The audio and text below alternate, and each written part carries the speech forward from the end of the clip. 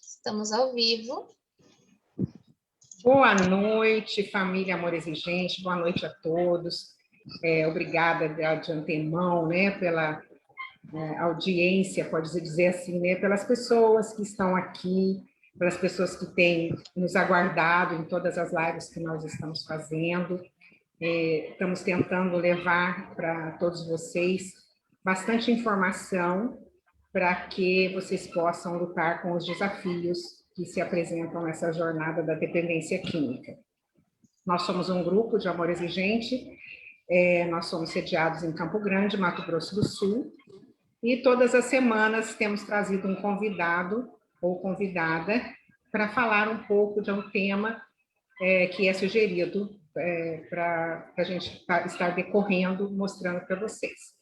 Essas lives estão todas aqui no Amor Exigente Cedro FEAE. Nós temos também repassado isso para o nosso perfil no Instagram, que é Amor Exigente Cedro, e essas lives ficam salvas no nosso canal do YouTube, Amor Exigente MS. Temos um site também, que lá estão todas as informações, né? Inclusive as informações das nossas reuniões de família. Nossas reuniões de família estão acontecendo ainda online, e vocês podem ter todas as orientações em como entrar nas reuniões aqui nesses canais que eu citei. E todos serão bem-vindos, Amor Exigente funciona, e nós aguardamos vocês com todo carinho, com todo respeito, com todas as informações e o acolhimento que o Amor Exigente sempre recebe todos os participantes. Não é mesmo, Suzana? Boa noite, família Amor Exigente. Como vai você, Tânia? Opa, cada vez melhor. Que dia é hoje, Yaren? É o primeiro dia da minha nova vida. Por que é o primeiro dia? Porque hoje eu tenho que viver o presente, eu tenho que cuidar de mim. Amanhã vai ser um novo dia, uma nova oportunidade, uma nova visão, né? O que eu fui hoje, pode ser que amanhã tenha mudado. E isso é certo, não tem problema, né? Eu sou Suzana, coordenadora de família de Grupo de Amor Exigente, Campo Grande, Mato Grosso do Sul. Hoje estamos recebendo a Ticiane, que gentilmente aceitou nosso convite para essa live. Grata, Tici. Por nada. Ela vai nos esclarecer muitas dúvidas sobre a internação do dependente químico e a família. Algumas como: meu filho ou meu familiar saiu de uma internação, e agora? E agora? A família estraga a recuperação do seu familiar que saiu de uma internação se não participar de algum grupo de apoio? Fato. A difícil internação de um dependente químico. Quando é necessário uma internação? Tudo isso e muito mais cabe nesse tema. Certo, Yaren? Com certeza, e nada melhor do que estar aqui com a Tici para falar com a gente, né? Vou apresentar a Tici para vocês, mas depois ela vai contar um pouquinho da história dela. A Ticiane Liberato, ela é uma conselheira, né? E ela trabalha nisso há mais ou menos uns 20 anos, né, Tici? Pelo que a gente estava contando aqui, mais ou menos isso daí. E a Tici, ela tem sido uma parceira nossa que eu acredito que gratidão seja a palavra certa. É uma pessoa que fala com muita facilidade, é uma pessoa que interage muito bem, né? Então, a Tici, ela não possui Facebook, a Tici trabalha apenas com o Instagram. Então, vocês podem encontrá-la lá no Instagram como Ticiane Liberato. E aí, lá ela tem uma interação muito bacana com a gente que está longinho dela, né? E pode estar auxiliando a gente com mais algumas coisas, não é, Tici? Exato, exato. Posso começar? Eu gostaria que você se apresentasse e contasse um pouquinho da sua história, de como que você chegou à sua profissão, né? Para a gente te conhecer um pouquinho. Bom, boa noite para todos vocês aí, especialmente eu sei que atualmente nós estamos online e o online significa que o mundo transformou-se numa sala pequena, uma vez que nós todos podemos nos encontrar. Por isso eu agradeço mais uma vez o privilégio de vocês me convidarem mais uma vez, o belíssimo trabalho que o Amor Exigente executa, e em especial vocês que são aí extremamente dedicadas, organizadas. Então, mais uma vez, obrigada às 3 meninas, como eu chamo, do Amor Exigente Cedro. Muito obrigada. Agradecendo sempre o carinho e, obviamente, um abraço especial para quem é aí de Campina Grande. É isso, né? Campo Grande. Não, é Campo Grande. Desculpa, é que eu tenho uma Grande. paciente lá de Campina Grande, na Paraíba, e é Campo Grande, Mato Grosso. Tá certo. Então... Mas bom, a gente chega lá também. Chega então. Pois é. Eu me chamo Ticiane Liberato, como a Yaren já anunciou aí para vocês. Eu sou conselheira em dependência química, que significa que eu aconselho pessoas no processo tanto de recuperação para o transtorno por uso de substâncias, que vocês comumente conhecem como dependência química, e também a codependência, que vocês também conhecem como codependência mesmo. Dentro da minha trajetória profissional, eu atualmente, esse ano, em 1º de maio, completam 20 anos que eu trabalho com isso. Eu tenho 38 anos e no ano de 2001 eu comecei a minha trajetória de especialização, de profissionalização e de entendimento a respeito dessa problemática. Por questões pessoais, eu fui encaminhada para um indivíduo, né, questões familiares, questões individuais, e a partir dali, essa pessoa que era então dono da Vila Serena, São José dos Campos, o Jefferson, a quem eu devo muito, que infelizmente não está mais vivo fisicamente, mas em mim ele continua vivendo. O Jefferson me abordou e me disse: olha, você tem qualidades que são muito boas para quem pode trabalhar orientando pessoas que têm problemas com drogas.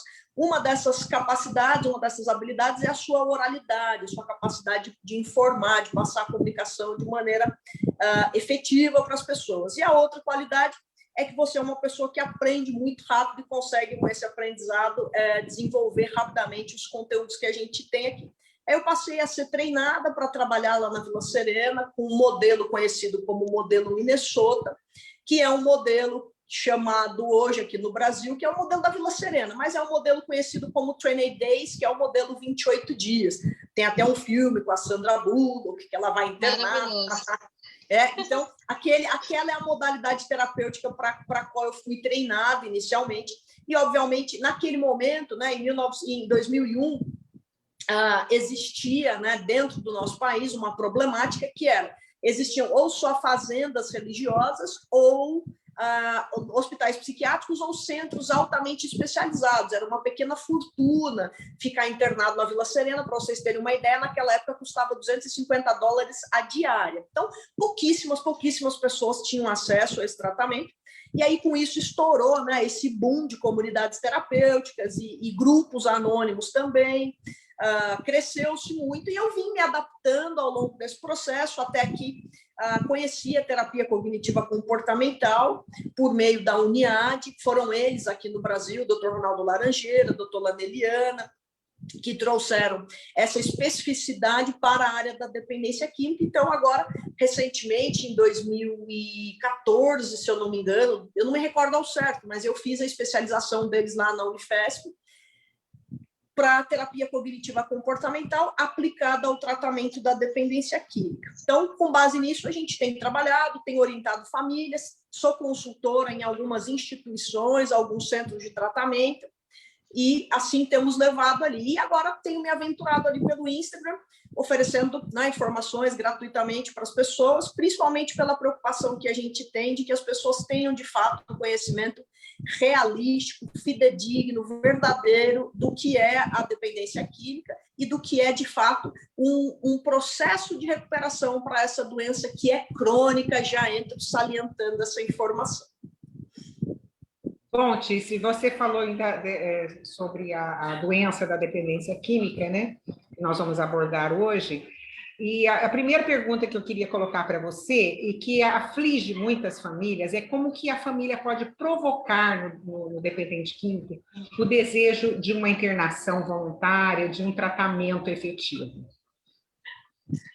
Bom, começa primeiro com a família tendo a compreensão, Tânia, do que é a doença. Então, cabe sempre explanar, nunca é demais, o transtorno por uso de substâncias. Por que a gente chama assim hoje? Porque a gente antes chamava de toxicomania, depois a gente passou a chamar de dependência química, e agora os manuais de diagnóstico chamam de transtorno por uso de substância, tá? Mas é tudo a mesma coisa, é a mesma doença, não é uma doença nova que surgiu. A gente só mudou a nomenclatura. Então, essa doença é uma doença registrada, catalogada, reconhecida pela Organização Mundial de Saúde como uma doença que é crônica, o que significa que ela não tem cura, e o que significa não ter cura, Tiziane? Significa que o meu filho nunca vai se recuperar, nunca vai entrar em remissão? Não, não é isso que significa. Quando a gente fala de cura, principalmente para o paciente que é portador do transtorno por uso de substâncias, o que nós queremos deixar claro para ele é que ele nunca mais vai reaver o controle do consumo da droga. Isso é uma característica muito importante, porque a ideia de cura para a família é muito diferente da ideia de cura do paciente. A ideia de cura do paciente é, bom, então eu tenho uma doença, ok, mas se eu ficar bem, será que eu não posso voltar a beber um pouco no final de semana?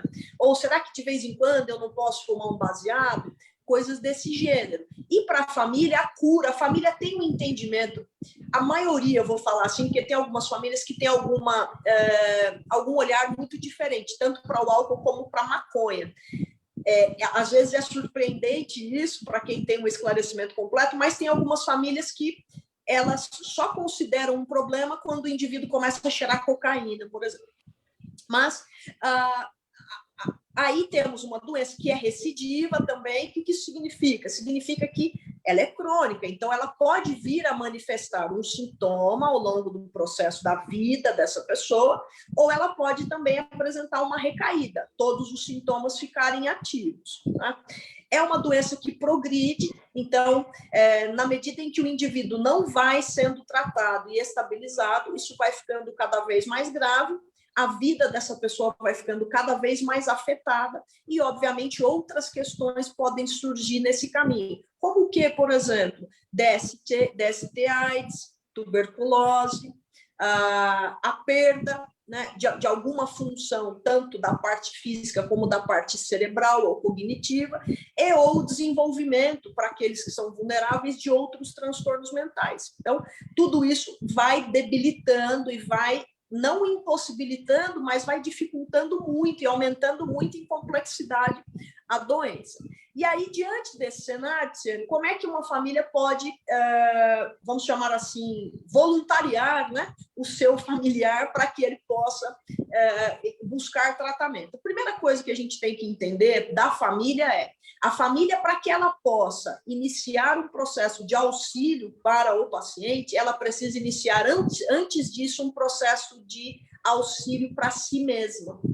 Então, toda família que vai empurrar, vou chamar assim, tá? Dar um empurrãozinho nesse indivíduo, é uma família que vai cortar 3 coisas imediatamente: suprimento para a doença do indivíduo.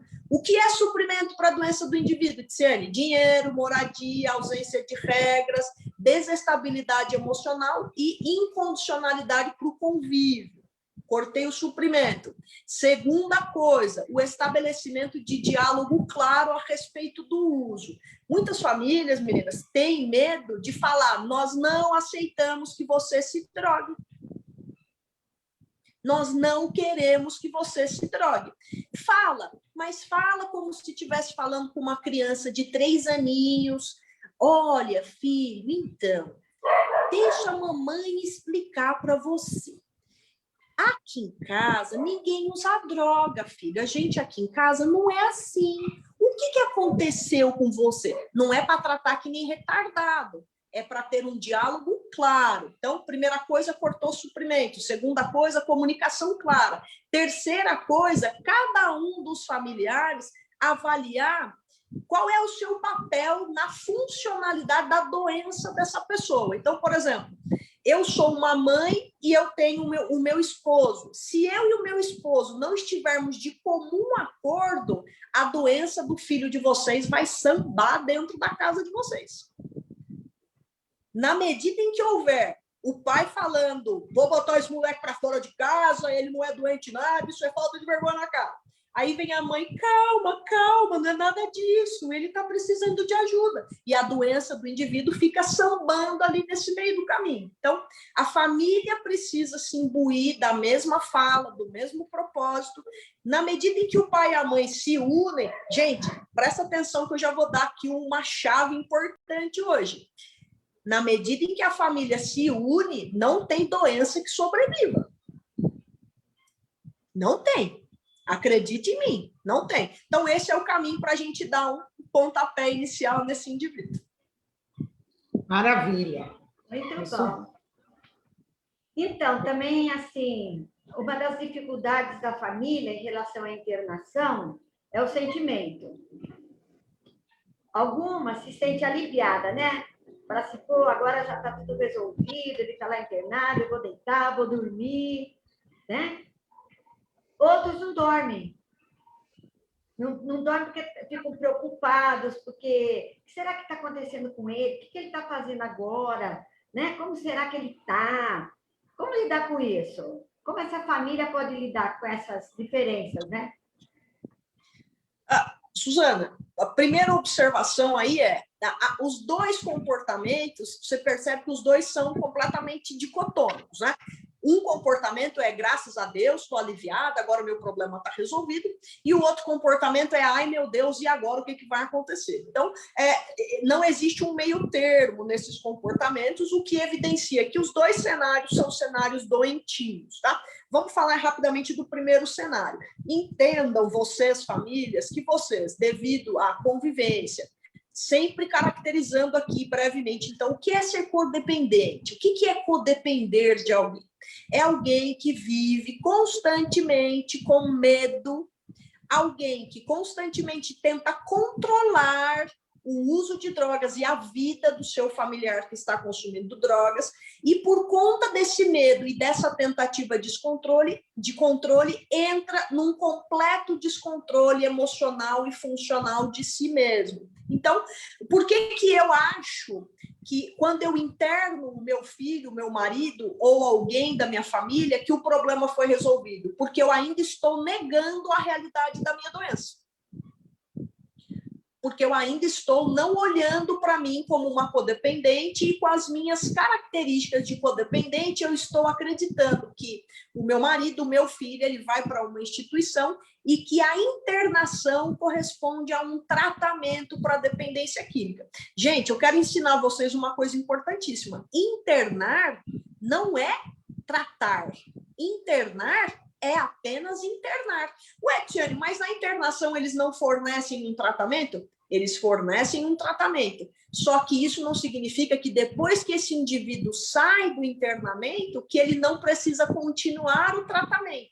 Então, a pessoa que pensa que internou e resolveu o problema não entendeu a parte simples da doença. A doença não tem cura. Logo, esse indivíduo vai ficar internado e ele vai precisar continuar fazendo tratamento ao longo de sua vida, bem como vocês, familiares. Então, eu estou aliviada, eu vou dormir em paz. Por quê? Porque eu estou acreditando numa mágica e não em um processo de tratamento. E muitos de vocês, familiares, acreditam em mágica. Então, eu sempre costumo dizer, vocês acham que vocês enfiam o filho de vocês numa clínica e dentro da clínica tem uma câmara secreta por onde o filho vai entrar de um jeito e vai sair do outro. Isso não existe. Destruindo meus sonhos, meu Deus. Acho que é o sonho de toda mãe e toda família, né? Mas não existe. Essa mágica, essa situação mirabolante, ela não existe, não corresponde à realidade. E o outro cenário é a família do eu internei e, ai meu Deus, o que será que está acontecendo com ele? Do mesmo modo, essa pessoa é alienada e é uma pessoa que também nega a sua própria realidade de doente, de codependência. Por que, Tiane, não é normal eu me preocupar? É normal se preocupar. Não é normal, aliás, é normal também que vocês entrem em abstinência. Essa família que fica ligando lá na clínica de 5 em 5 minutos, gente, eu já trabalhei coordenando o centro de tratamento, vocês fazem da vida da gente um inferno, porque vocês não deixam a gente trabalhar. Você imagina, gente, que a mãe liga, oi, Ticiane, bom dia. Deus te abençoe, viu? Eu sei que não é para ligar, eu sei, não fique brava, não fique brava. Mas olha, o Júnior tá bem? Dona, vou inventar o nome, tá? Dona Luzia, tudo bem, bom dia, Deus abençoe a senhora também. Ele tá joia. Você pode mandar uma foto dele para mim? Gente, nós não temos tempo para fazer isso. Não dá, você imagina, eu tenho 60 pacientes dentro da instituição, eu vou mandar foto todo dia do paciente para vocês matarem a saudade, não tem cabimento. Não é pré-escola, não é pré-escola. Mas olha, é que, nossa, eu tive um pressentimento. Esse negócio de pressentimento também, gente, é um negócio impressionante. Como vocês, a maioria de vocês, mesmo as católicas, vira espírita quando tem um filho que tem problema com nada. Porque vive num pressentimento, gente, num treco. Deu uma coisa em mim. Que coisa! O nome disso aí é codependência. Dormindo, meu coração apertou. Não é isso daí, vira espírita, vira tudo espírita. Eu sou católica, mas você acredita? Então, todo dia tinha uma senhorinha, gente, que todo dia ela sonhava com o filho dela.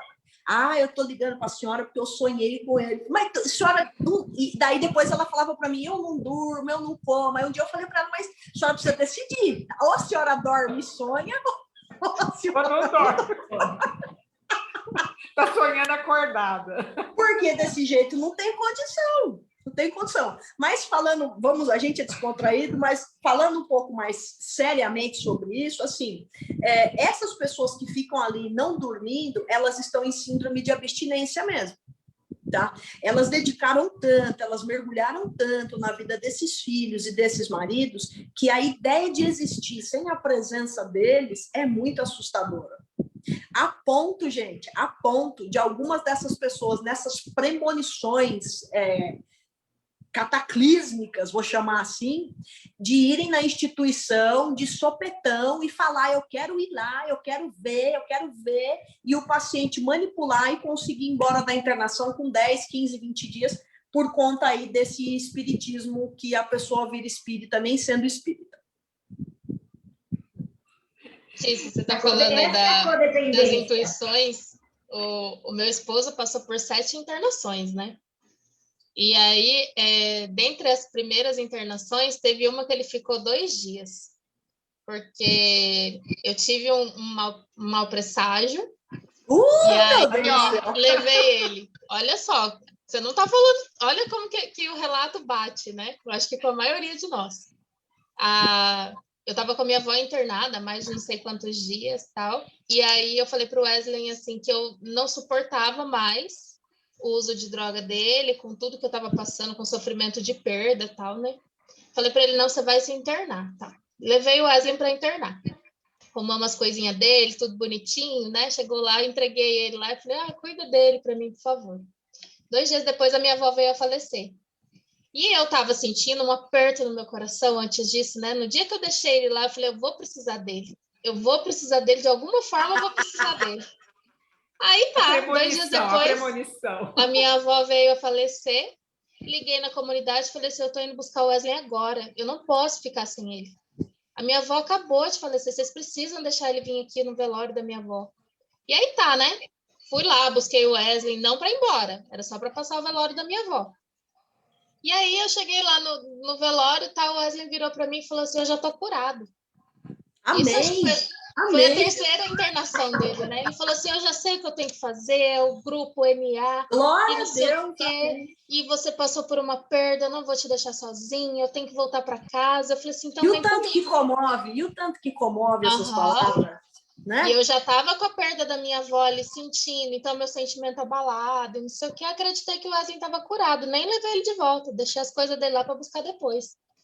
né? Então, assim, olha como que o seu relato, ele faz parte do cotidiano mesmo. A gente vai buscar um meio de se sabotar, de sentir uma dor que necessariamente ele não ia fazer nada ali comigo. Ele só ia ficar ali usando droga enquanto eu estava sentindo o luto da minha avó. E foi o que aconteceu, né? Então, assim, a gente passa a se desligar dessas coisas. Então, assim, acho que é importante ressaltar nessa questão é que o desligamento emocional, quando você interna, tem que ser verdadeiro. Tem que né? iniciar, né? O processo Tem tem que que começar. iniciar. Eu consegui fazer isso numa sétima internação. Internei o paciente, eu também entro em tratamento. Não em internação, mas eu também entro em tratamento. Essa é a postura mais adequada, é a postura mais saudável para todos. Vocês vão sentir essas coisas, Yara? Vão. Vocês vão, é natural. Eu procuro falar com vocês sempre isso. Em primeiríssimo lugar, respeitem os sentimentos de vocês, mas não acreditem neles. Então, isso que eu quero mostrar, igual a Suzana perguntou, por que hoje é o primeiro dia da minha nova vida? Porque hoje eu acredito que é diferente. Hoje eu não tiraria o Wesley de lá por nada. Por nada. Ele podia acontecer comigo alguma coisa gravíssima, que eu precisasse de ajuda, alguma coisa, mas não era para ele que eu ia pedir. Né? Então, ver como que o grupo ele auxilia nessa força, né? E aí muita gente fala assim, eu fui lá no grupo um dia, tal, falaram que eu não queria ouvir, eu não voltei mais. Não volta porque é lá que você vai se fortalecer. E você realmente vai num lugar em que você vai ouvir o que você não quer ouvir. Exatamente.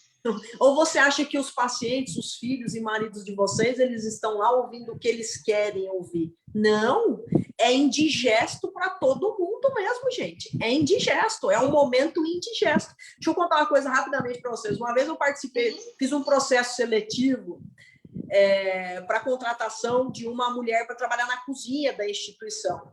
E aí, daqui a pouco, não me chega a mãe da paciente para fazer entrevista? Uma dessas aí, gente. Por que a senhora veio fazer aqui? Não, eu estou precisando de trabalho. Mas a senhora já não trabalha? Ela trabalhava na cozinha de algum lugar, assim, grande. Ela falou, não, eu vou sair de férias, daí eu estou precisando de um extra. Eu falei, não, mas eu não preciso de uma pessoa para ficar aqui 30 dias só. Não, eu trabalho até de graça, dona Tiziane. Eu cozinho para elas, eu vou conversando, a gente... Você acha? Leva o currículo lá, gente. Daqui a pouco chega para fazer entrevista a mãe da paciente que está lá internando, que estava muito preocupada. Imagina o grau da codependência, né? Então, Tícia, aí você fala, a família tem que estar preparada já de antemão para essa internação, vamos dizer assim, mesmo voluntária. E quando for, então, uma internação involuntária, será que funciona isso? Traumatiza demais o dependente químico, traumatiza demais a família, gera sequelas emocionais de ambos os lados? Como é que é isso, então? Nós estamos falando de uma internação voluntária, né, que já acarreta todos esses sentimentos, e uma internação involuntária. Como é que tem que ser? Tem que ser preparado isso? Como é que tem que ser? Muito bem preparado, muito bem preparado, Tânia. A internação involuntária, ela é permitida no nosso país. É uma internação que funciona, os estudos dizem que ela funciona, porém, uma internação involuntária só deve ser praticada se bem orientada por um profissional ou por um corpo de profissionais. Por quê? Porque muitas vezes a família, ela se desequilibra, acontece, por exemplo, uma situação que eu chamo de situação limite, como o que, por exemplo? Recentemente me procurou uma mãe, o filho tem 23 anos, ele pediu um carro para ela falou não, não vou te emprestar o carro, você está se drogando, eu não quero que você use o meu carro. Ela dormiu, ele saiu com o carro, ele pegou, usou drogas e ele arrebentou esse carro num poste. Tá? Quando ele arrebentou esse carro num poste, ele foi abordado pela polícia. Aí a mãe, enfim, resumindo, a mãe foi buscar na delegacia. Quando ela foi buscar ele na delegacia, o policial que tinha pegado ele lá era uma pessoa bacana, falou com ela com gentileza, tudo, só que falou para ela, olha, o seu menino, ele está jurado de morte aqui no bairro. Não sei se a senhora sabe, mas ele está jurado de morte, ele faz muita dívida de droga. E aí ela começou a ver a proporção da situação que a coisa estava. E entrou em contato comigo, e aí eu vou internar involuntariamente, eu vou internar. E aí eu orientei, espera, vamos ver se isso é real, o que ele fala.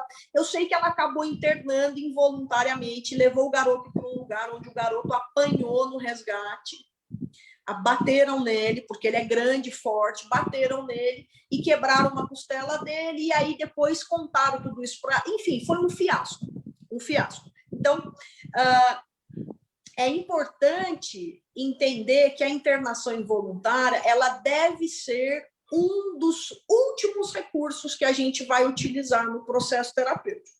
Por quê? Justamente para que o paciente não tenha o recurso emocional de dizer: vocês não me deram nenhuma chance, vocês não falaram comigo, vocês não me deram nenhuma oportunidade, e para que vocês, familiares, também entendam: olha, eu ofereci isso, eu ofereci aquilo, chegamos num limite e agora a internação involuntária é o único recurso, tá? Funciona, Tiziane, se bem feita. Se mal feita, pode traumatizar? Pode. Por quê? Porque aí você não vai fazer coisas básicas que, quando você faz a decisão de maneira lógica, você deveria fazer. Gente, olha, eu vou falar para vocês 4 erros comuns que vocês cometem. Primeiro, procuram clínica no Google. Quando você digita lá no Google internação involuntária para dependência química, vai aparecer um calhamaço de opções. E eu vou falar para vocês, a maioria dessas opções são pessoas que não são as pessoas que trabalham nessas instituições, são os chamados encaminhadores. Tiziane, o trabalho deles é errado? Não, o trabalho deles não é errado. Tem pessoas corretas trabalhando com isso, mas é um número pequeno de pessoas. Tá? Então, você vai ser direcionado para uma pessoa que não trabalha na instituição para a qual você vai contratar o serviço. E essa pessoa vai fazer para você um preço que não existe no mercado para um tratamento minimamente aceitável. Então, se você digitar no Google agora, faz o teste aí enquanto eu estou falando aqui com você, digita lá, tem internação por R$700. Gente, não existe internação por R$700. O que existe é entretenimento por R$700. Então, primeiro erro, procurou no Google. E aí a pessoa vai mandar um calhamaço de fotos para você no Instagram, no WhatsApp. Aqui aí vai ver, mostrar piscina, vai mostrar uma bicicleta ergométrica meio ruim, meio boa, vai mostrar um campo de futebol, vai mostrar o refeitório, aí você vai falar: ai, que lugar lindo, ele precisa de natureza, olha, tem até piscina, nem lá em casa não tem piscina. E aí você escolhe pela estética do local. E aí, gente, como é que você escolhe a estética do local e não escolhe a parte mais importante? Como é que vocês tratam as pessoas? Qual é o tratamento que vocês oferecem nessa instituição? E aí vem a segunda coisa. Aqui a gente trabalha com 12 passos. Gente, 12 passos não é tratamento. 12 passos é uma filosofia de vida extremamente funcional, mas não são todos os indivíduos que vão aderir aos 12 passos. E 12 passos não é tratamento. Por que também? Porque envolve o empirismo. Como é que você pode julgar, vamos dizer assim, a evolução terapêutica de um paciente baseado no entendimento que ele tem de algo que ele pode acreditar ou não? Então, isso é fantasioso. 12 passos não é tratamento. Por favor, entendam isso. Método terapêutico envolve terapia cognitiva comportamental. Algumas instituições ainda falam de terapia racional emotiva, que é algo bem antigo, mas vá lá, até dá para engolir. Vocês precisam saber se a pessoa vai ter tratamento psicológico ou se a pessoa vai ter acompanhamento psicológico. Qual é a diferença, Tiziane? Tratamento psicológico, o indivíduo tem semanalmente um horário disponível com a psicóloga para que ele seja tratado. Acompanhamento psicológico, ele vai ser atendido pela psicóloga de vez em quando, sem dia e sem horário marcado, para uma conversa de orientação breve. Tem médico psiquiatra? Tudo bem, aqui tem médico psiquiatra. Quantas vezes no mês o meu filho vai ser atendido? Uma vez no mês? uma vez a cada 15 dias, uma vez a cada 2 meses? Ticiane, qual é o ideal? Gente, uma vez por mês é louco de bom, só que tem que ser um atendimento, uma consulta, e não o paciente em pé com o médico falando, você dorme bem, você come bem, já tem algum diagnóstico? Tá bom, quetiapina, topiramato, gente, não pode. Tem que prestar atenção. Ele vai passar literalmente com o médico, ele vai ser consultado. Então, requisitos mínimos para que você tome essa decisão. E ir pessoalmente no centro de tratamento, conhecer as instalações e os profissionais que vão tratar os filhos, os maridos de vocês. Para isso, é base. E qual é a outra dica? Ler o contrato. Gente, vocês acreditam que muitos de vocês vão lá, assinam um contrato e não lê? Não sabem o que está sendo oferecido para vocês?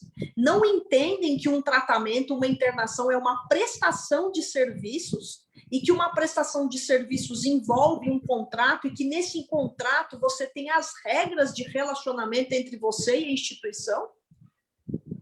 Muitos de vocês não fazem o mínimo, lê o contrato, não tiram as dúvidas. E se acontecer isso, e se acontecer aquilo, como é que funciona? Como é que funciona a visita? Como é que funciona os telefonemas? Nós estamos numa época de pandemia. Tem instituições que tiveram as visitas suspendidas, suspensas. Você não vê o seu familiar? Chamada de vídeo, gente. A pessoa tem que ter o direito de ver a família dela. É constitucional isso. Então, coisas muito básicas. Aí vocês falam assim, lá na clínica eles falaram que não pode. Então, tem uma parte que é a responsabilidade de vocês. Se ele pode traumatizar o indivíduo só se a coisa for mal feita. Se for contratado rapidamente, no momento de desespero, como eu havia dito para vocês aqui. E, muitas vezes, no momento de rompante.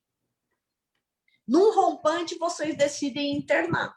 E num rompante, vocês decidem, muitas vezes, desinternar também. Então, importante a internação involuntária. Para ser funcional, ela precisa ser feita dentro dos critérios que a legislação envolve. Anotem aí, Lei 13.840, sancionada no ano de 2019 pelo nosso, então, presidente Jair Bolsonaro. Essa lei diz que uma internação involuntária no nosso país só pode ser feita mediante comunicação ao Ministério Público. O Ministério Público tem que ser comunicado. Depois da comunicação para o Ministério Público, o paciente só pode ficar contra a vontade dele internado por 3 meses. Mas e se o paciente não estiver apto? O médico precisa assumir essa demanda e comunicar que o paciente não está apto. Por isso é que a maioria das internações acabam sendo mal feitas, porque vocês acabam levando os familiares de vocês para lugares que nem alvará de funcionamento tem. Então, chegou na instituição, vocês têm alvará de funcionamento? Posso ver o documento de vocês? Vocês têm aí registro na prefeitura, vigilância sanitária, porque senão vocês vão encaminhar a pessoa para um lugar sem estrutura e aí, obviamente, além de tratamento, pode haver trauma sim. E essas instituições, assim, em relação a nós, familiares, né? Tem que falar relacionada à codependência, porque às vezes uma família não conhece isso, né? Às vezes a família só está buscando o tratamento do filho e não sabe que precisa se tratar. Então, essa comunidade, essa clínica, ela precisa passar a informação de como a família deve buscar essa ajuda. O ideal é que essa instituição tenha... Eu estou arrumando aqui porque o meu pé coisou aqui o negócio. Me desculpa. Toda boa instituição, todo bom tratamento deve oferecer orientação para a família. Agora, toda boa instituição oferece um programa familiar de tratamento. Então, você imagina, deveriam acontecer reuniões entre os familiares e os profissionais da instituição. Deveria existir essa comunicação de maneira regular e efetiva.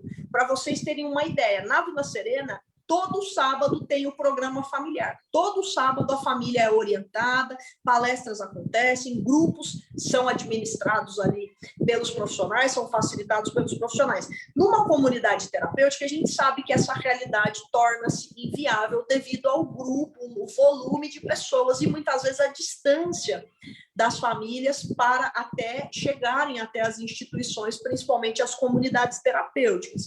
Mas isso não diminui a efetividade de repente, fazer uma reunião online para as famílias, né? Oferecendo um direcionamento, oferecendo informações sobre a codependência e tratando. Recentemente, eu estive lá em Machado, em Minas Gerais, nós fizemos lá um projeto, e essa instituição, essa comunidade terapêutica lá, por exemplo, eles vão passar a oferecer grupo de apoio para as famílias quinzenalmente. Então, vou aproveitar e sugerir para vocês.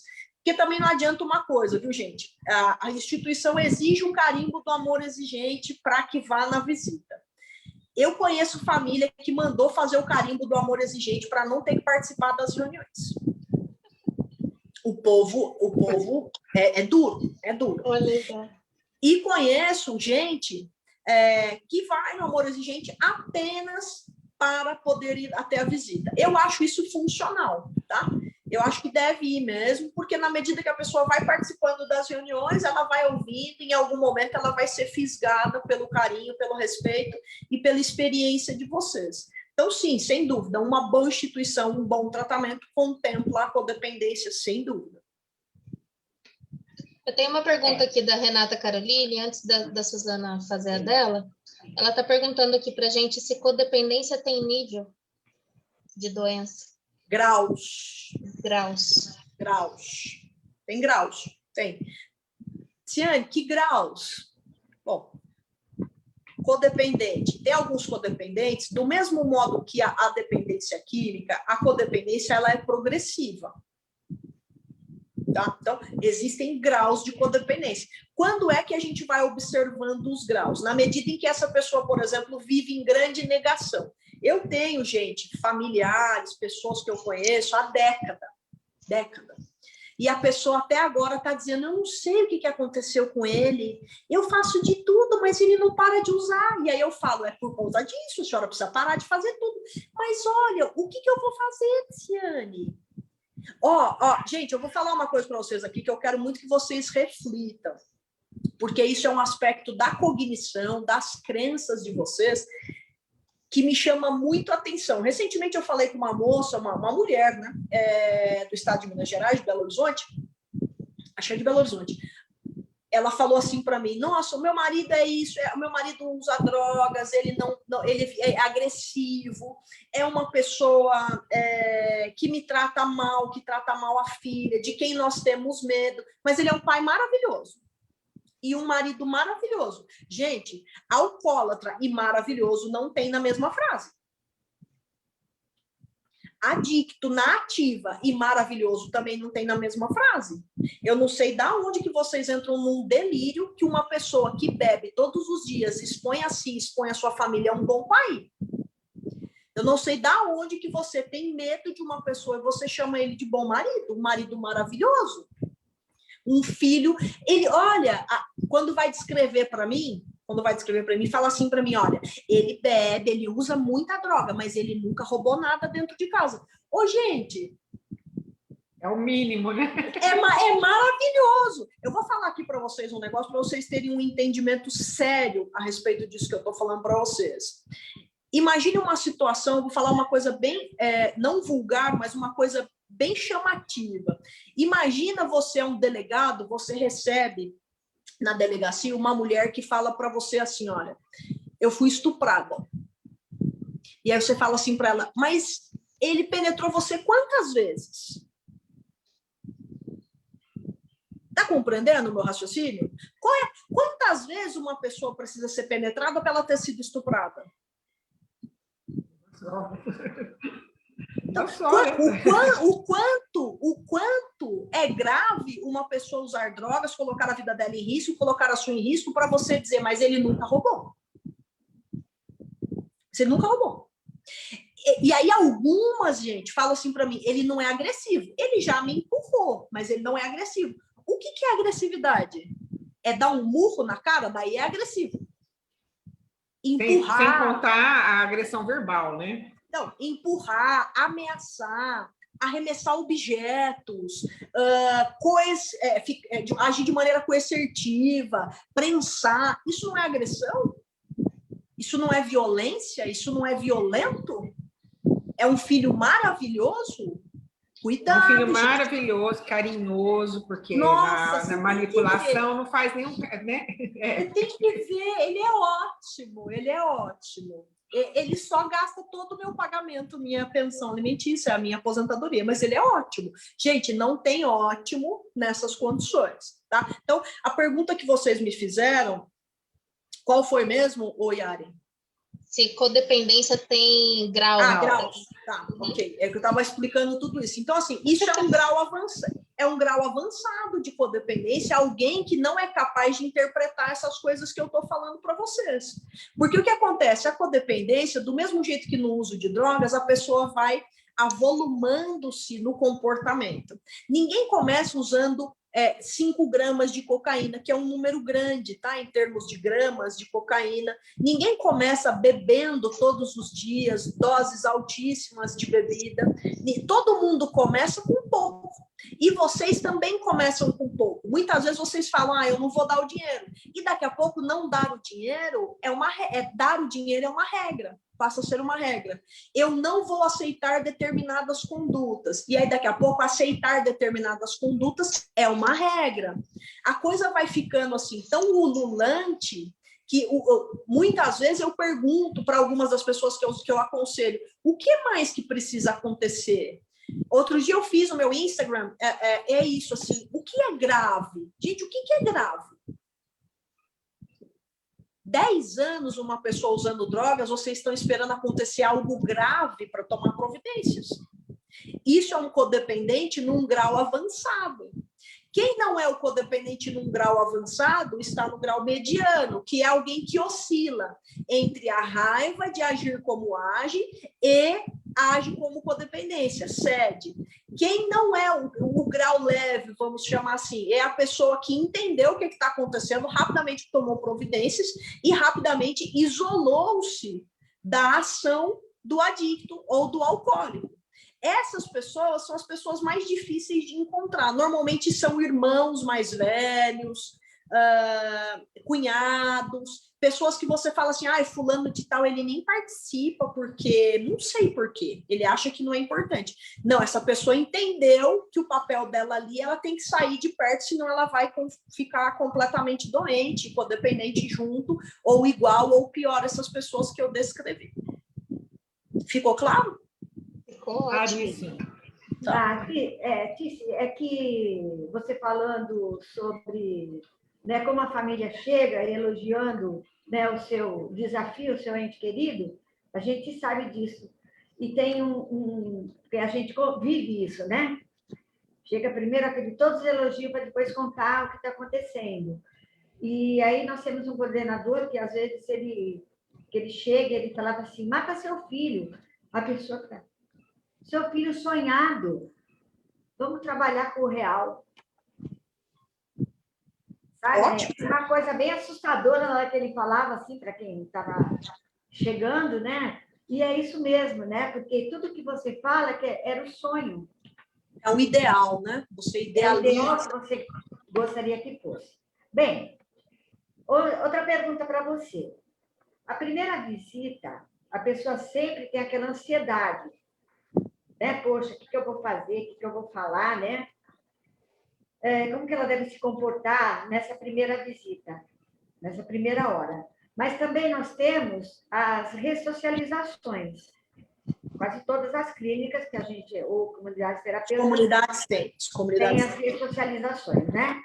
É preciso ter regras também nesse momento, né? Dessa ressocialização, o que a família deve seguir? Qual seria a sua visão? Uma orientação mínima, né? Bom, a primeira pergunta a respeito da visita, gente, assim, primeiro precisa entender o que é uma visita. É um momento pontual em que você vai encontrar o seu ente querido. O que deve ser falado ali? Nada sobre a doença dele que não seja pertinente. Tá? Então, por exemplo, corre-se o risco numa internação involuntária de, na visita, o indivíduo solicitar para ir embora? Corre. E vocês têm muito medo desse tipo de abordagem. Muitas vezes a família fala assim, e o que eu respondo se ele pedir para ir embora? Uai, a maioria o medo é esse. O que você vai responder? Não, mas só isso. Eu falei, mas você tem que fazer o quê? Uma apresentação de slide, uma palestra falando, filho, assista a sua... Para! Gente, não! Mas por quê? Porque nós não estamos preparados para recebê-lo e porque você não está de alta. Mas eu não acho que eu preciso. Nós respeitamos o que você está dizendo, compreendemos você, porém, a nossa última palavra é essa. Acabou o assunto. Mas não, aí vocês querem discutir, vocês querem... Filho, deixa eu explicar. Ou então fala assim, eu vou chamar um tio dele que ele respeita, esse tio dele, ele ama esse tio dele, ele escuta, porque esse tio dele, ele escuta. Para, gente! O tio dele não mora na sua casa. Quem tem que falar não, categoricamente, para ele é você. É você que tem que falar não, não é o tio maravilhoso que ele escuta. Ele tem que aprender a escutar você que é mãe, você que é esposa, e não alguém de fora da sua casa, porque quando ele sair, é você e ele que vão morar juntas. Então, tenham também desconfiômetro, tá, gente? Muitas vezes vocês querem levar a gente na visita que não tem nada a ver com o assunto. Quem tem que visitar o paciente é quem convive com o paciente. E não vir uma van lá do Nordeste de um monte de gente que quer apoiar a família. Não tem isso, tá? Gente, vocês dão risada, a gente faz uma passa excursão. por isso. Mas a gente fala para a família, disso. Tânia, pode vir 4 pessoas, aparece 5 e fala, então, é que ele quis vir. A gente está rindo de nervoso. A gente está rindo porque a gente escuta tudo isso, Tice. E aí você fala com uma clareza, porque eu queria ter aula de interpretação com você, sério mesmo, né? A gente faz uns teatrinhos, eu e a Suzana, mas olha, nós estamos no chinelo aqui com o teatro que você está... assim, você Elas mostra tão claramente, terrível. porque é desse jeito mesmo, a gente ri porque fala, caraca, parece que ela está indo no Amor e Gente todo dia, né? Recebendo. Não, aí fala assim, então ele quis vir. E agora ele vai poder entrar? Aí você fala não, a pessoa fica com um bico desse tamanho, porque parece que você está lidando com um bando de adolescente, com um bando de crianças. E vocês, famílias, se são adultos, por favor, comecem a se comportar como tal. Comecem a se comportar como adultos e não agir dessa maneira tão infantilizada que vocês também não seguem regras. Olha que coisa interessante. Depois vocês querem impor, né? estabelecer regras, mas vocês não querem seguir regras. Por quê? Porque a regra só vale para o outro, não vale para vocês. E isso, gente, é um defeito de caráter chamado arrogância. Cuidado. Muitos de vocês agem de maneira extremamente arrogante e prejudicam o processo terapêutico, porque é 4 para visitar, é 4. Liga na instituição, fala, olha, não, por favor, não traga presente para o Júnior. Aí chega a dona Maria Luísa com a mala, uma mala. Aí começa a tirar... Só um tênisinho novo, ele merece, poxa. No meio do pátio. Aí começa a tirar as camisetas. Filho, coisa linda. Camiseta que a mamãe merece, trouxe. Poxa. A mamãe trouxe para você. Gente, vocês passam por louca nos ambientes. Por favor, tenham desconfiômetro. Aí fala assim, por favor, só traga comida para vocês alimentarem aqui no horário. Aí traz, gente, um pernil praticamente assado. Que daí, se sobrar, divide com os coitadinhos que estão aí. Não é coitadinho que está internado lá. Não é coitadinho. Não pode. É para levar um pouco de alimento, leva um pouco de alimento. E daí nós vamos conversar sobre o quê? Coisas de pessoas normais. Olha que coisa interessante. Vocês querem muito que os filhos, os maridos, os netos de vocês sejam normais, mas vocês não tratam eles como pessoas normais. Do que pessoas normais conversam? Sobre o tempo, sobre trabalho, sobre filosofia, sobre conhecimentos novos que vocês adquiriram. E não fazer... que a família já perdeu esse diálogo, né? Faz muito tempo, aí não sabe como agir, não sabe... Perderam essas habilidades sociais, porque o diálogo se restringe ao me dá, não dou, te dou, não vou dar, toma aqui, então... Não é? Deixou de ser um diálogo entre quando que eu me olho como inteiro e você se olha como inteiro, e aí, às vezes a família fala assim, mas eu não tenho nada para falar com ele, o que eu faço? Absolutamente nada, fique quieto. Fique quieto. Ai, mas não é desagradável? Não. Desagradável é você ficar fazendo um papel, interpretando uma pessoa que você não é. E já é tempo de nós começarmos a ser verdadeiros. Eu não tenho nada para te dizer. Por que nós não podemos, como família, gente, sentar numa mesa e apenas fazer uma refeição? Por que nós não podemos fazer isso? Por que nós nos tornamos tão robotizados, tão falsificados, que nós precisamos forjar emoções e sentimentos e exigir que o outro também forje? Por que a gente só não pode sentar e comer e em comunhão? Por que a gente não pode fazer isso? Porque o resgate tem que ser devagar também, né, Ticiane? Desse diálogo. Tem que ser reaprendido, né? Tem que ser resgatado, tem que ser reaprendido. E aí, como é que vai fazer, né, Tânia? A gente está se conhecendo de novo. Nós estamos nos conhecendo. Oi, tudo bem? Tudo bem. E você? Tudo bem. Ouça o que eles falam. Né? Aqui é muito ruim, eu me sinto triste. E a outra coisa, essa ânsia. Ai, não fala isso, filho. Não fala isso, filho. Não fala isso, filho. Assim eu não vou sair daqui bem. Aí eu saio daqui desesperada, filho. Como a gente fala assim, que ele não está num hotel, né? Também. Ele não está num hotel de 5 estrelas. E, Tânia, qual é o problema? Mas isso é muito mais complexo em termos cognitivos. Qual é o problema de ele não estar bem? Por que ele não pode, Tânia, não estar bem? Por que a pessoa não pode, perto de vocês, manifestar um desagrado? Que vocês imediatamente começam a acalmar, apaziguar, explicar, fazer desenho, orar na cabeça. Por que a pessoa só não pode ser ela? Por que ele não pode? Às vezes a família me liga e fala assim, Ciane, hoje ele falou que ele não está bem, o que a gente faz? Ué, nada. Aprender a lidar com esse sentimento também, né? Normal, gente. Tem dia que a gente não tá bem, não precisa vir fazer uma passeata, não precisa fazer brigadeiro, tá tudo bem. Ele não está bem hoje. Por que ele não tá bem? Ele falou que ele tá meio chateado. Ok, deixa ele em paz.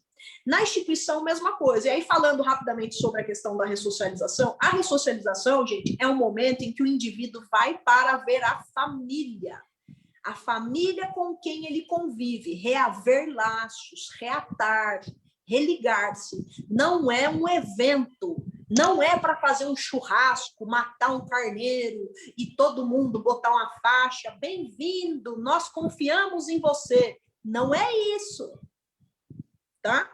Também não é momento de, ele sempre quis um computador, nós compramos, vai ser uma surpresa na ressocialização, pelo amor de Deus.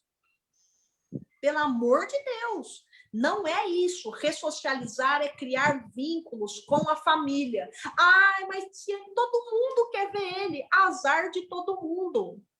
Todo mundo vai ter que esperar, porque o momento é de vocês. Gente, olha que coisa absurda. Vocês se submetem a cada situação, vocês internam, vocês pagam, vocês sofrem toda a demanda, depois todo mundo vem comemorar com vocês. Vocês não acham isso estranho?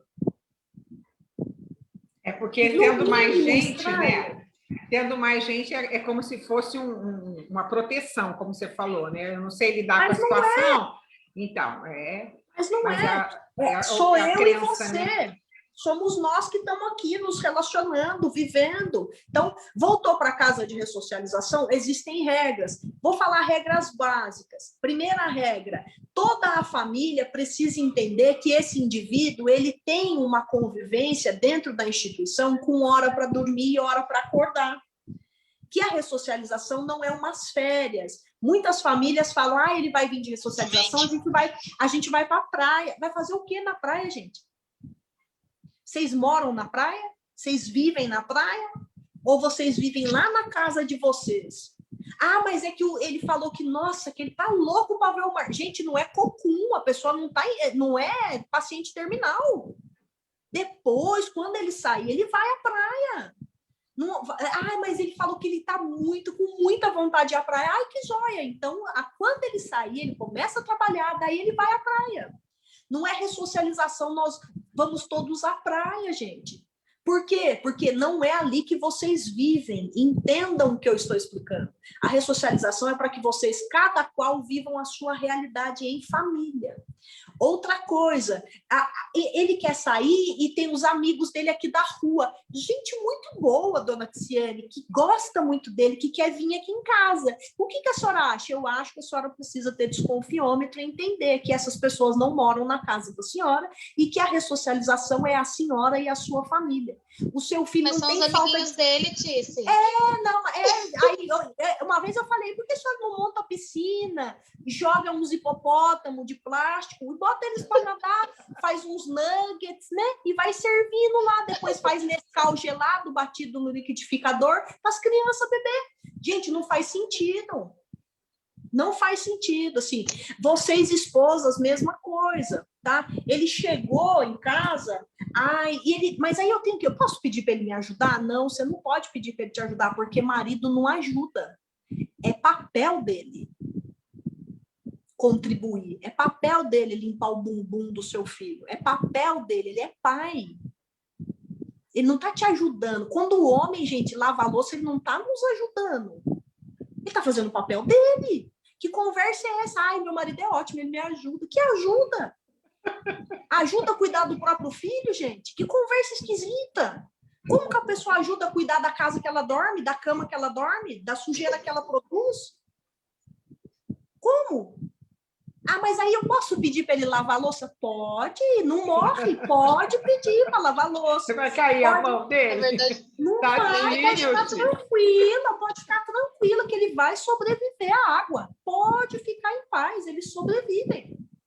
E regras de convivência mínima. Olha, por favor, muitas de vocês, codependentes, vocês ficam numa vida de drogado também, assim que eu falo, tá? Não é pejorativo, mas não tem horário para dormir, não tem horário para comer, não tem horário para acordar, não vive num ambiente que tem regras. E entendam, o indivíduo, ele sai da instituição, lá ele vive com regras. Ele tem horário para tudo. Então, o ideal é que quando ele venha para casa, vocês já tenham se restabelecido. E para finalizar, não finjam. Não finjam. Gente, a pior parte da ressocialização é o fingimento familiar coletivo, né? Daí do corpo familiar. Então, a pessoa, ela não fala bom dia, daí ela começa a falar bom dia na ressocialização. Bom dia, filho. A pessoa não acredita nem em Deus, começa a fazer a oração do alimento no café da manhã. Obrigado, Deus, por quem plantou, quem colheu.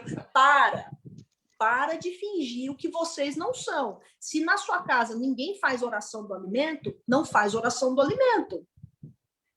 Se vocês aí na sua casa, depois do almoço, dão um cochilinho, vai dar o seu cochilinho. Mantenham a estabilidade. É a melhor maneira de ressocializar, o indivíduo encontrar a realidade dele. Tá? Acho que, de imediato, é isso. Bem, Tice,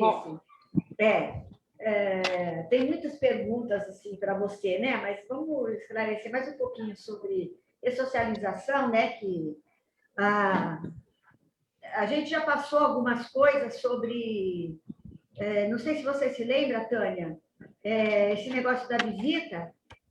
Eu só estou fazendo uma comparação aqui, Tice, entre como que você trabalha e como que nós trabalhamos também, para você ver como que as coisas se casam. Tá. Então, aqui para a pessoa fazer a visita, ela não tem carimbo. Nós temos o carimbo, nós temos que assinar, mas ela tem que assinar um livro. Ótimo. É nesse livro que a gente tira a presença da pessoa. Mas já aconteceu de eu fazer, né, o papel para eles irem fazer a visita, e a pessoa falou, não, mas falta de fulano, ele não veio hoje, mas está ali, né? Ele veio. Aí eu olhei e falei assim, não. Está aqui no livro, e também quem pôs esse nome aqui, a mesma letra que pôs ali, não é da pessoa. Porque eu tenho essa facilidade, isso é uma coisa que eu falei assim, não, então eu não vou dar para essa pessoa. E outra coisa, não tem nada a ver com ele. essa pessoa que você quer levar. Essa visita é para a família. Então, você vê, a família, ela burla a gente também. Tenta burlar, não tem jeito. Sabe? Então, você tem que estar ligado nisso. Né? Tem um também, chega para ressocialização, vai buscar lá na rodoviária, chega com todas as malas. Ué, onde você vai? Ah, não, já estou bom, não vou mais voltar. Mas você vai para onde? Ótimo. Aqui você não vai ficar. Então, você pega o ônibus e volta. Aqui não. Então, mas por quê? Porque a família está preparada. Ela tá indo em grupo de apoio, ela está se preparando para isso. Está se estabilizando, né? Nós vamos encontrar todos esses desafios. Vamos. Isso não é que vai acontecer. Um vai chegar lá e falar assim, eu já estou bom, quero sair. Como diz o Chico Saldão, né? O chá do já estou bom. Ele explica muito bem sobre isso. Né? Ele dá uma aula para as pessoas fazerem essa visita para escutar essa palavra, eu já estou bom. Né? Então, nós temos que estar preparados, falando a mesma língua, coordenadores de comunidade, de amor exigente, de clínicas, né? Todos nós, uma só voz. A gente vê o quanto que, né, a gente entrelaça tudo isso. É verdade.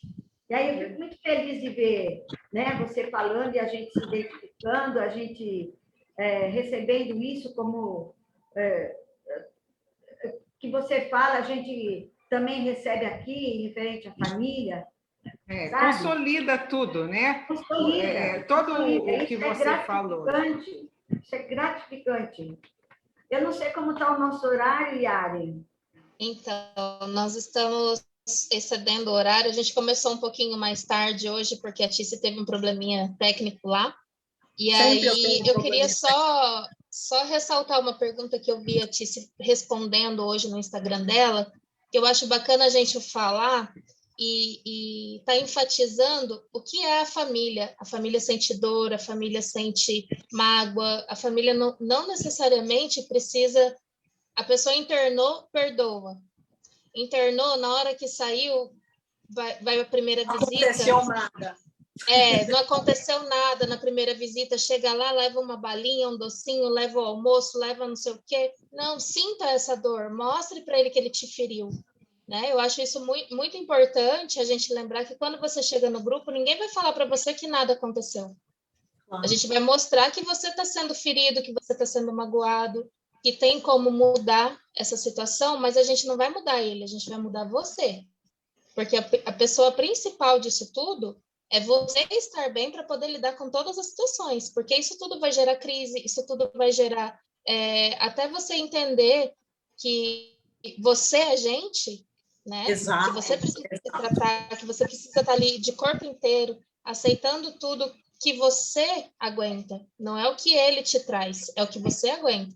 Então, a Tícia, ela colocou uma pergunta lá no Instagram dela, falando assim, como você agir quando percebe que o adicto... Desculpa. Como agir quando você percebe que o adicto está no caminho de uma recaída? Então, ele foi lá, internou e tal, e recaiu. Como que a gente deve agir? Eu gostaria que você encerrasse hoje com uma explanação sobre isso. Quando percebe que vai recair. Então, a primeira coisa é o entendimento de que a gente não pode fazer nada além de alertar a pessoa. Então, eu falei ali que existe uma diferença entre o alerta e o alarde. Então, o alerta é algo consistente. Então, assim, eu entendo que aquela pessoa, ela está em rota de colisão, né? Eu percebo que essa pessoa está se colocando pronta ou disponível para o uso.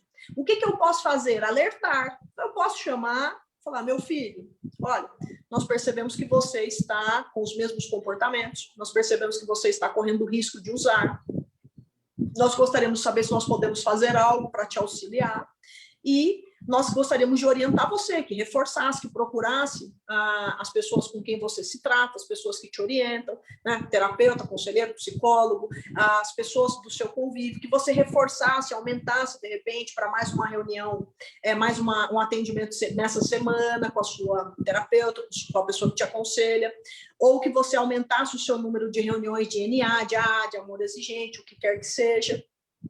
E, a partir disso, gente, deixar a pessoa livre para tomar a decisão que ela quer. Então, eu posso alertar, mas eu não posso fazer alarde. Qual que é a diferença do alerta para o alarde, Tiziane? O alarde é uma teatralização em volta da pessoa, em que vocês vão assoberbar a pessoa de necessidades, de carinho, de exigências, de falas, de conselhos, de orientações, quando essa pessoa, gente, está em sã consciência. Esse indivíduo, uma vez que ele não está se drogando, ele está com a consciência ativa, ele está com condição de raciocinar.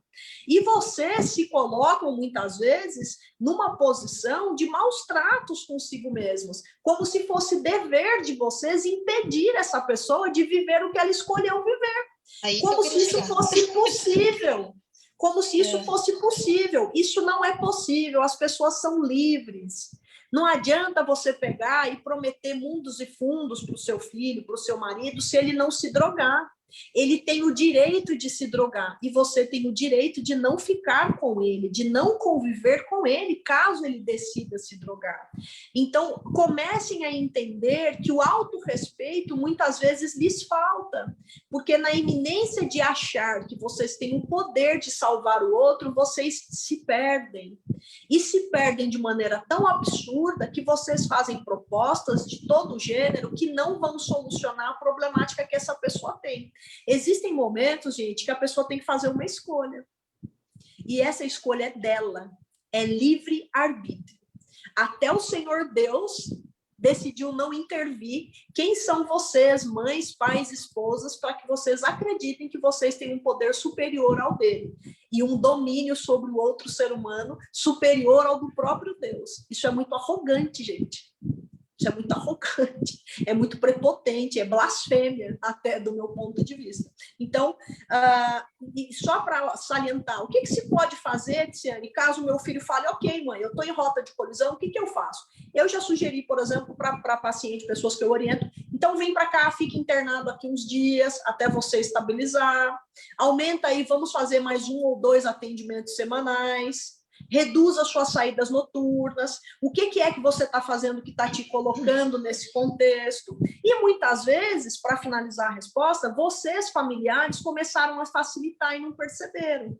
Então, assim, era o combinado chegar às 10 horas, mas ele tem chegado 11h30, mas ele chega limpo. Ele não está usando. Até quando também que a gente vai viver nesse regime militar, né, Tiziane? Por favor. Aí vai flexibilizando. O pai dele emprestou o carro, mas ele trouxe o carro inteiro, como se isso daí fosse um fenômeno. Ele trouxe o carro e ele até abasteceu. Antes ele não abastecia, agora ele abasteceu. Olha como ele melhorou. Então, aí vocês também começam a ter uma flexibilização, um afrouxamento, e pode observar, gente, que muitas dessas famílias deixaram de frequentar amor exigente, porque acharam que não precisavam mais. E aí vão voltar completamente dilacerados, estabacados, porque aí o ente querido voltou para o uso, e aí o amor exigente volta a ser útil. Aí as pessoas do amor exigente voltam a ser boas pessoas. Até então elas tinham sido descartadas, porque muitos de vocês codependentes tratam as pessoas que orientam e ajudam vocês como descartáveis. E isso é uma coisa muito importante que vocês têm que cogitar. A ingratidão, gente, é um defeito importante do caráter do indivíduo. Não deem as costas para quem salvou a vida de vocês. E muitas vezes são essas mulheres aqui, gratuitamente, que estão aqui no dia e no horário previsto, falando com vocês. E aí muitos de vocês falam, eu não suporto aquelas mulheres. Não precisa amar, não, querida. Só precisa ter a decência de ser grata. Só isso. Nossa, Tice, olha, fiquei até emocionada. Até tudo que você falou... É interessante, né? Porque para quem conhece a fundo os princípios, né? Os 12 princípios básicos do amor exigente, durante toda essa explanação, você colocou aí a maioria deles, né? Posso identificar aqui no lavar-louça que o marido é a cooperação, as raízes culturais, quando você se deixa... passar pelo, né, fazendo a vez do outro, né? Às vezes você acredita que não, que isso é um egoísmo, se colocar em primeiro lugar. Pais também são gente, pais e filhos não são iguais, a culpa. Então, assim, tudo que você falou aí é uma aula de amor exigente, né? Então, eu convido todos vocês que estão assistindo a se dedicarem mais a esse programa, que é um programa de qualidade de vida, em primeiro lugar, né? E é um programa para a vida inteira. Então, assim como a Ticiane falou, como a pessoa que está já entrou nessa doença, né? Eu ia falar aí como é que é, dependente, é um novo termo, aí agora me fugiu. Transtorno por uso de substâncias. Transtorno por uso de substâncias, né? A gente tem que ir aprendendo e se modernizando, né? A cada dia. Assim como antes todo mundo falava assim, é um drogado, hoje nós usamos a palavra adicto. Então, vai suavizando um pouco mais, né? Então, assim como a doença não tem cura, a família codependente precisa estar sempre em alerta, né? Para ficar também em sobriedade, né? Porque o doente ele precisa entrar em sobriedade, né? Não sair da abstinência e entrar em sobriedade, para ele ter um pouco de controle sobre a vida dele. Assim também a família tem que estar sempre em alerta para não ter os mesmos comportamentos facilitadores. Vamos ressaltar aqui que nem todo mundo vai ter uma Tânia e uma Suzana para ir lá te buscar na sua casa e fazer você se cuidar. Nem todo mundo vai ter essa. Goiás, esse bem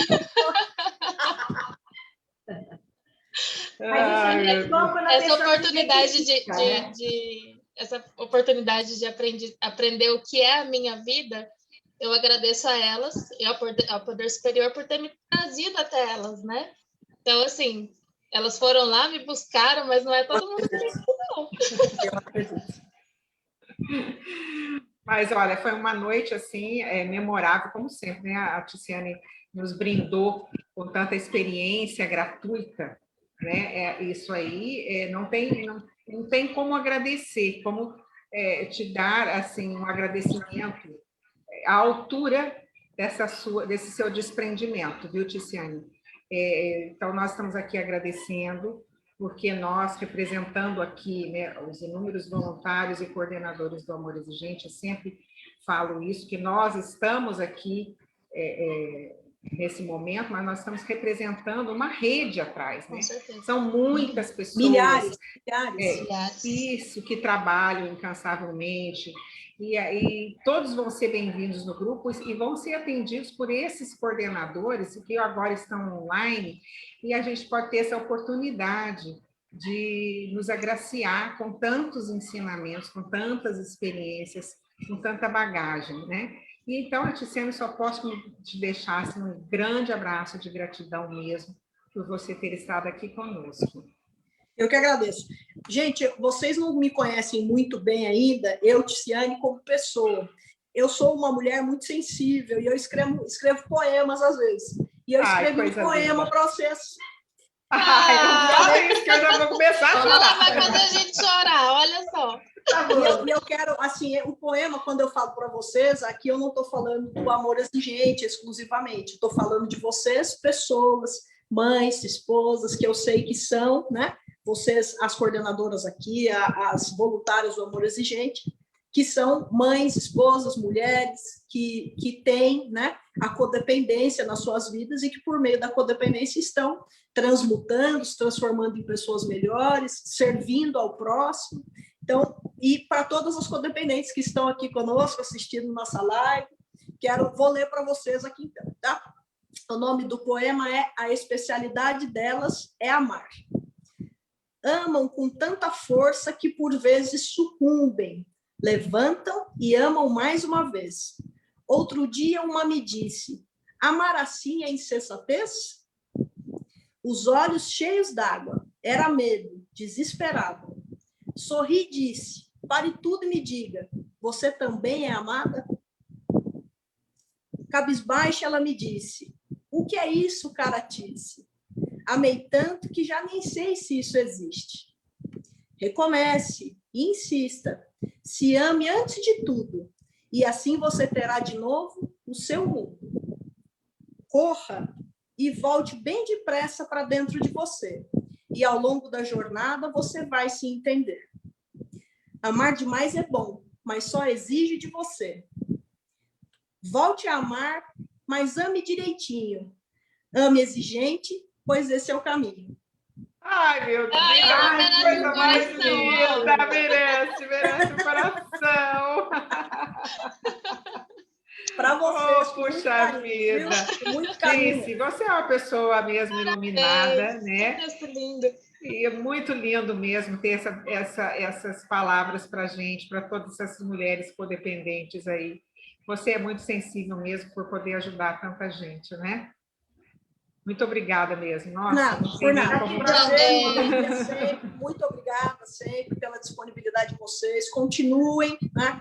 Nós estamos todos aí na mesma egrégora, na mesma vibração, no mesmo propósito, que é levar a luz para aqueles que estão na escuridão, cada qual do seu modo, do seu jeito, mas esse é o trabalho que vocês têm feito também. Tá? Agradeço muito. Nenhum de nós, nenhum profissional é superior a nenhum voluntário. Nenhum de vocês, nenhum de nós é superior a vocês. Nós todos estamos do mesmo lado, no mesmo time, no mesmo caminho. Muito obrigada. Eu vou só ressaltar aqui que a Tice não possui Facebook, então algumas perguntas que tiveram ali a gente não conseguiu estar falando hoje, mas a gente vai ter outras lives com a Tice para tentar isso, eu tô dar lá uma no Instagram. aliviada. E aí, Lá vai lá no Insta que você embaixa ela.